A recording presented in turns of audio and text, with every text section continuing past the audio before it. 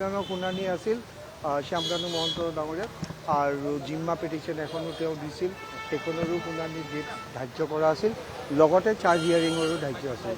কিন্তু বেল পিটিশ্যনখন ইমান দুই পক্ষৰ আৰ্গুমেণ্ট হৈছে যে সেইকাৰণে জিম্মা পিটিশ্যনখনো ল'ব সময় নহ'ল আৰু এতিয়া 4:40 আমি ওলাই আহিছোঁ। অনাৰেবল কোৰ্টে সেইটো ৰিফ্লেক্ট কৰিছে যে যিহেতু 4:40 হ'ল, বেল পিটিশ্যন হিয়াৰিঙে কমপ্লিট নহ'ল, তো সেইকাৰণে চাৰ্জটো নেক্সট উইকৰ পৰা হ'ব সম্ভাৱনা।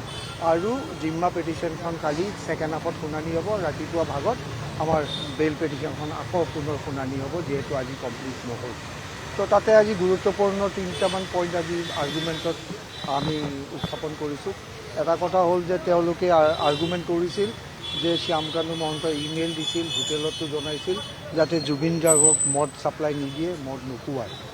কিন্তু অন দ্য কণ্ট্ৰেৰী আমি দেখাইছোঁ সাক্ষীৰ পৰা, সেইখনটো তেওঁৰ ডকুমেণ্ট, আমাৰ প্ৰচিকিউশ্যনৰ ডকুমেণ্ট নহয়। আমি এইটো কৈছোঁ যে সেইটো প্ৰচিকিউশ্যনৰ ডকুমেণ্ট নোচোৱাকৈ কোনো পৰ্যায়ৰে প্ৰাইভেট ডকুমেণ্টছ বৰ্তমান ষ্টেজত চাব নোৱাৰে, কাৰণ আইনত এইটো ব্যৱস্থা নাই। অন দ্য কণ্ট্ৰেৰী তাৰ বিপৰীত আমি এটা ডাঙৰ বস্তু দেখাইছিলোঁ NRI সাক্ষীৰ পৰা যে শ্যামকানু মহন্তই অভিমন্যু তেওঁক মদৰ বটল এটা কিনি আনিব দিছিল, কি ব্লেক এণ্ড হোৱাইট ব্ৰেণ্ড নেকি, আনিব দিছিল, আৰু সেইটো তেওঁ বাই কৰি আনি তেওঁ লবিত শ্যামকানু মহন্তক হেণ্ডঅভাৰ কৰিছিল, আৰু শ্যামকানু মহন্তই এইটো আকৌ হেণ্ডঅভাৰ কৰিছিল জুবিনক, অৰ্থাৎ এইটো ইয়াতো যোৱাৰ আগে। তো সেই গোটেই বটলটো আনফৰ্চুনেটলি জুবিন গাৰ্গক ড্ৰিংক কৰাই দিয়া হৈছিল, যাৰ ফলত নেকি তেওঁৰ গাটো যথেষ্টখিনি অসুবিধা হৈছিল। চ' আমি কোৰ্টত দেখাইছোঁ যে তেওঁ একফালে কয় মদ দিব নালাগে আৰু একফালে আকৌ নিজেই মদ খোৱাবৰ কাৰণে বটল আনি দিছে। আৰু ছেকেণ্ড আৰ্গুমেণ্ট এটা তেওঁ ৰেজ কৰিছে যে তেওঁ পলাই নাযায়, ফ্লাইট ৰিস্ক নাই। তো আমি দেখাইছোঁ যে তেওঁৰ প্ৰতি লুকআউট চাৰ্কুলাৰ অলৰেডি দিয়া হৈছিল, তেওঁ তদন্তত অহা নাছিল। আমি তেওঁক এই LOC দিয়াৰ পিছতে তেওঁ বাধ্য হৈছে আহি ইনভেষ্টিগেশ্যনত পাৰ্টিচিপেট কৰিবৰ কাৰণে। আৰু এটা ইম্পৰ্টেণ্ট পইণ্ট আৰ্গুমেণ্ট কৰা হৈছিল যে তেওঁ বহুত দিন হ'ল জেলত আছে, সেইকাৰণে বেলত দিব লাগে। তেতিয়া আমি কাউণ্টাৰ ৰিপ্লাই দিছিলোঁ যে সেইটো কোনো পৰ্যায়েৰে গ্ৰাউণ্ড হ'ব নোৱাৰে, তেওঁৰ মাত্ৰ আজি 190 দিন মানে হৈছে, আৰু সেইটো এটা ছাফিচিয়েণ্ট ডিটেনশ্যন পিৰিয়ড নহয়। আৰু অনাৰেবল হাইকোৰ্টে এইটো আৰু গভৰ্ণমেণ্টৰ ইনিচিয়েটিভত এইটো এটা ফাষ্ট ট্ৰেক কৰি দিয়া হৈছে যাতে মানুহ কোনো লং দিলে জেলত থাকিব নালাগে। সেই গতিকে এইটো ফাষ্ট ট্ৰেক কৰা হৈছে, আৰু তাৰে কাৰণে চাৰ্জ হিয়াৰিংটো অলৰেডি সম্পূৰ্ণই হৈছিল। এইকেইখন বেল পিটিশ্যন আহি গ'ল কাৰণেহে বৰং অলপ আমি পিছুৱাব লগা হ'ল। আজি যদি চাৰ্জ হিয়াৰিঙত যদি তেওঁলোক ছাকচেছফুল হয় যে কোনো কেছ প্ৰচিকিউশ্যনে মেক আউট কৰা নাই, তেতিয়া তেওঁলোকৰ ডিছচাৰ্জ হৈ যাব, তেওঁ বেলত যোৱা কোনো প্ৰয়োজনেই নাই। কিন্তু যদি চাৰ্জত ডিছচাৰ্জ নহয়, অৰ্থাৎ চাৰ্জ ফ্ৰেম হয়, তেতিয়াহ'লে বেলৰো তাৰমানে মেৰিট নাই, সেইকাৰণে চাৰ্জ ফ্ৰেম হৈছে।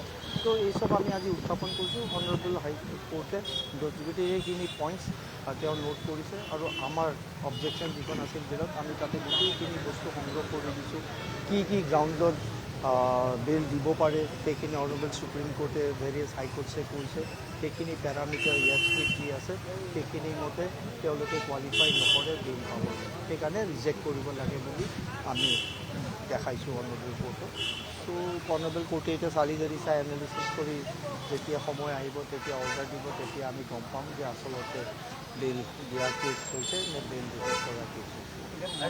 মদপত্ৰৰ যিটো প্ৰসংগ কৰে এইটো খুব important point, definitely important point, কাৰণ তেওঁ ব্লয়িং হট ব্লয়িং কোল্ড বুলি মই কৈছোঁ যে একফালে তেওঁ দিন একফালে ৰাতি, ইপিঠি সিপিঠি নিমিলা অংক এটা। কেনেকুৱা যে তেওঁ কৈছে মই মেইল দিছোঁ যাতে জুবিন গাৰ্গক কোনো পৰ্যায়েৰে মদ নোখোৱাই, মদ নিদিয়ে। আনহাতে তেওঁ অভিমন্যুৰ থ্ৰুৰে NRI থ্ৰুৰে এইটো স্পষ্টভাৱে সাক্ষীত আহিছে, এভিডেঞ্চৰ উইটনেছত আহিছে। সেইটো যেতিয়া আমি সাক্ষী বাদি ল'ম তেতিয়া এইটো এভিডেঞ্চলৈ পৰিণত হয়। এতিয়া বস্তুটো হ'ল যে ইনক্ৰিমেণ্টিং মেটেৰিয়েলছ যে যথেষ্ট ডাউট কৰিব লগা তেওঁৰ প্ৰতি এভিডেঞ্চ আছে, সেইটো আমি কোৰ্টত দেখাইছোঁ। আৰু এটা আছিলে যে সিদ্ধাৰ্থ শৰ্মাই বেল আবেদন এখন দাখিল কৰিছিলে, কিন্তু এফিডেভিটত তেওঁ ভুল ৰৈ গৈছিলে, আৰু আজি নতুনকৈ দাখিল কৰিছে নেকি? নাই, তেওঁ আজি লাষ্টত সেইটোৱে অনাৰেবল কোৰ্টে তেওঁৰ উকিলক অনলাইনত সুধিছিল যে আপোনাক নিৰ্দেশ দিয়া হৈছিল, এটা কোৰ্টৰ ডাইৰেকশ্যন কেতিয়া আছিল 20 তাৰিখে নেকি, 20 তাৰিখে এটা ডাইৰেকশ্যন দিছিল শুধৰাবৰ কাৰণে, আজিলৈ আপুনি শুধৰোৱা নাই, তো সেইটো কাৰণে এইখন গ্ৰহণযোগ্য নহয়। তেতিয়া তেওঁ ক'লে মই ডিফেক্টটো কেয়াৰ কৰিম, তেতিয়া আমাৰো তেনেকুৱা অবজেকশ্যন নাই, কাৰণ এই চব সৰু সুৰা টেকনিকেল ইছ্যুত ময়ো টু বি অনেষ্ট ঠিক নাপাওঁ অবজেকশ্যন দিব। চ' মেৰিটত আমি ফাইট কৰিম যেতিয়া তেওঁ শুদ্ধ এখন পিটিশ্যন ফাইল কৰিব। এক প্ৰকাৰ খাৰিজ হোৱা বুলি ক'ব পাৰি যিখন দাখিল কৰিছে। নহয়, খাৰিজ কৰা নাই, পেণ্ডিঙত ৰাখিছে for curing the defect. Court ফি দিব, কাৰণ তেওঁৰ ইয়াতে কোনো লোকেল উকিল নাই, তেওঁলোকে দিল্লীৰ পৰা কণ্ডাক্ট কৰে। ত' সেইটো এটা তেওঁলোকৰ অসুবিধাৰ সন্মুখীন। আই ডোণ্ট ন' ৱাই ইয়াতে কোনো লোকেল উকিলে লোৱা নাই, নে কাকো এংগেজ কৰিব পৰা নাই যাতে ফৰ দেম। কিন্তু আমি এইটোৱে জানো যে প্ৰপাৰ ৱেত এই পেটিশ্যনবিলাক ফাইল কৰিব লাগে।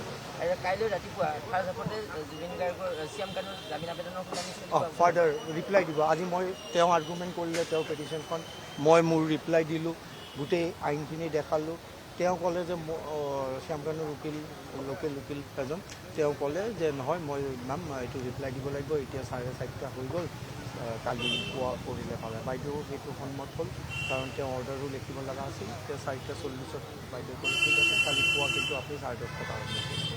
আৰু সেইটো সিদ্ধাৰ্থহঁতে ডিফেক্টটো কিয়ৰ কৰাৰ পিছতেহে গম পাম যে কাইলৈ যদি লয়, তেতিয়াহ'লে আমি অবজেকশ্যন দিব টাইম ল'ব লাগিব।